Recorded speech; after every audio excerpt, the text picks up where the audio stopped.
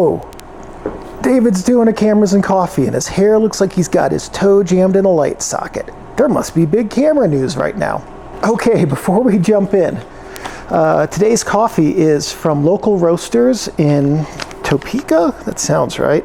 Wichita, Kansas, sorry.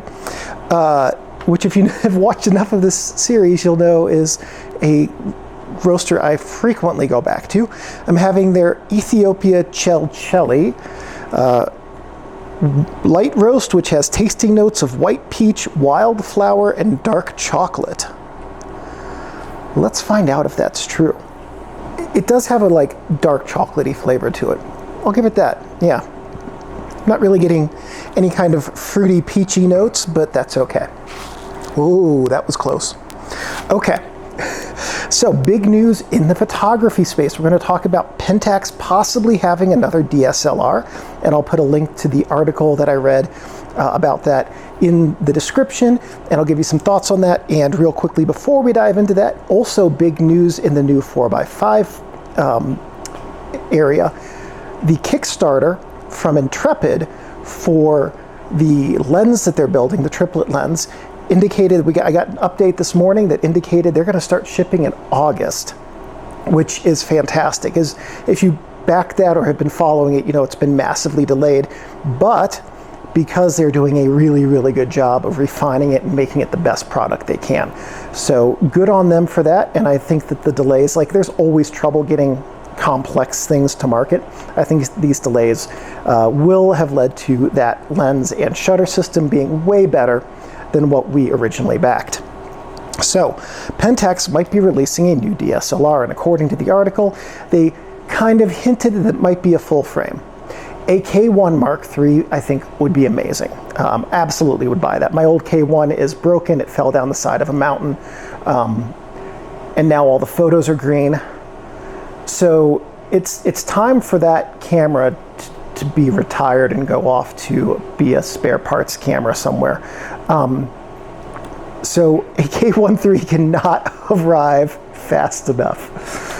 Anyway, but for those of you who might not, it has been so long since Pentax became the only company that was still making DSLRs. I didn't realize it. It's been something like 6 years. That we now have an entire generation of young photographers who might not even know what a DSLR is. So a real brief primer, if you're familiar with a mirrorless camera, where you take off the lens and you see a shutter or a sensor right behind it, and it's kind of thin like a Sony or a Nikon Z, Canon R camera, Canon M, something like that. Then the difference between that and a DSLR is that a DSLR has a mirror in front of the sensor, and then above the mirror it has a pentaprism, so the light that goes through the lens reaches the mirror, bounces up to the pentaprism into your eye, so you are actually seeing what the lens is seeing.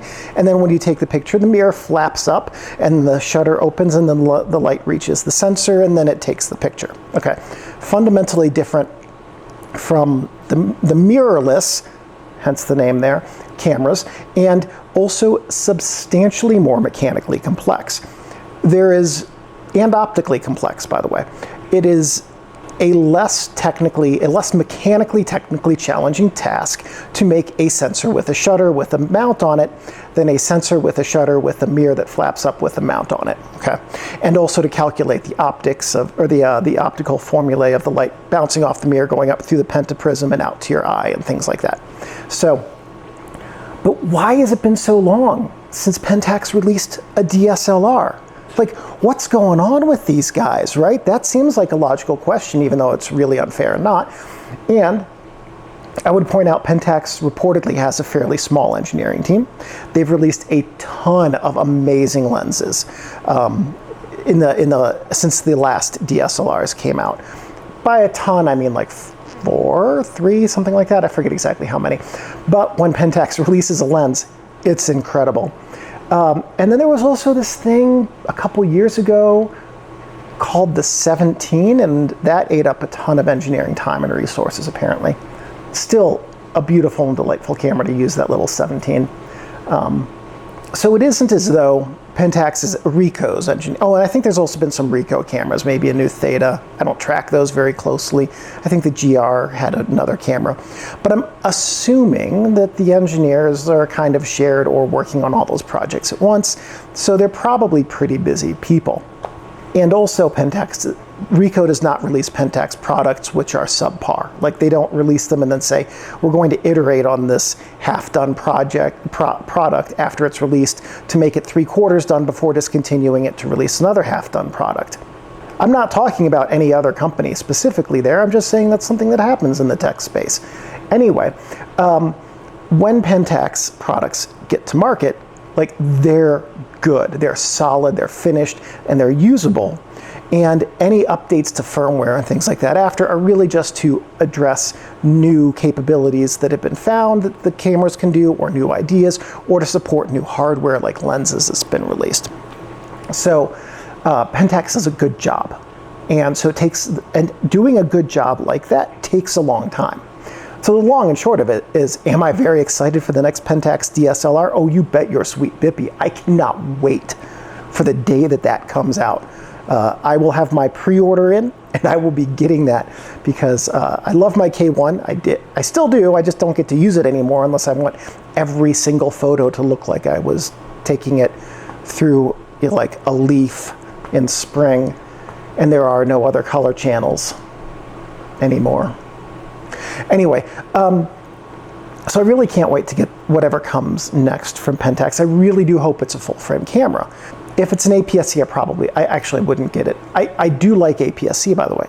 I'm not one of these like full-frame snobs who thinks, oh, it has to be full-frame or nothing. Every format has a place. Full-frame for some people. APS-C has a lot of benefits, especially for wildlife and sports photographers, just like Micro Four Thirds has the same benefits for wildlife and sports photographers. Smaller sensor, crop factor benefit, lighter cameras, generally speaking, a faster burst, and also the power, the computing power on them because the images are so much smaller, can take more images into the buffer, things like that. Lots and lots of benefits in that regard. I would even say that there's a place for something like a Nikon J or Pentax Q size sensor, even though the market has proven me to be abjectly wrong on that. So anyway, if they do release an APS-C sensor camera, I think that would also be exciting because it would be a nice replacement to the K70, I think is the one they have on the market right now, which is not the most thrilling camera, but a new K1 is really what I am hoping for. I think that would be just super, super fantastic and exciting. Why use a DSLR though? Like, what advantage does that have over a mirrorless? Well, there are advantages to both. Like, I actually really love mirrorless systems for lens adapting, right? But for DSLRs, you're kind of buying into that camera. Well, now that Pentax is the only one, but even when you go back to Nikon DSLRs or Canon DSLRs, you're pretty much just buying into that camera's system because the flange distance on them is a different length. You can't, and the flange shape, you cannot put a Pentax lens on a Nikon, on a Canon, and vice versa, right? So one of the main advantages of the DSLR is that when you look through the optical viewfinder, you're not looking at a screen. Okay, so if you have a mirrorless camera that has an optical viewfinder, it's actually an electronic viewfinder.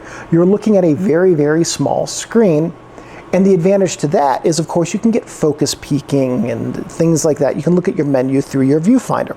You can't really do that with an optical viewfinder because what you're seeing with the optical viewfinder is the light coming through the lens bouncing off the mirror. But with the optical viewfinder, you actually get to see the scene and the lighting as it is. Okay, so with an electronic viewfinder, if you have settings that boost your shadows or reduce your highlights, that's what you're going to see in the electronic viewfinder. With the optical, if there is a really bright area, you're going to see it in the optical viewfinder. Okay, when you look through the optical viewfinder, if you see flare, right? If you see ghosting and flare, that's going to be on your image because that's coming from the lens. And I is that true? I guess that would also be true with an electronic viewfinder, so I'll walk that one back a little bit as a benefit. But you also don't have to have your camera on for optical viewfinders. Generally speaking, there are some exceptions to that. So what that means is that if you are really battery conscious or on like a long trip and you really need to save some power or something like that, you can hold the camera up to your eye, compose, and then decide if you're going to turn the camera on and take a photo, which can be really nice, especially with power-hungry cameras, as all full-frame cameras are. Also, optical viewfinders don't use an electronic screen, which means even if you have it on all the time, the sensor is off. And so just by default, an optical viewfinder camera will use less battery power than a mirrorless camera, okay? So there are some really nice advantages. Plus, Pentax cameras are always built exceedingly well. Like I said, my K1 fell down the side of a mountain. Yes, it no longer takes images that aren't green, but it still turns on and it still works. Aside from that, I'm pretty sure a slightly shorter fall, maybe with a slightly lighter lens on the front of it, and it would have been fine. Maybe if it hadn't taken the tripod with it as well, and had the tripod land on it. There's this tiny little scratch on the back screen. Like, honestly, it really came out remarkably well. So, long and short, am I excited to see that Pentax is likely to, Ricoh is likely to release another Pentax DSLR? Yes. Am I very hopeful it's a replacement to the K1 too? Absolutely, yes. I can't wait. It is good to see that there is still investment in engineering and development for serious photography enthusiasts who love high-quality Pentax lenses and want to use good new Pentax cameras. Thanks everybody for watching, and I'll see you in, I think we might actually even also have 8 cameras and cocktails coming up this week.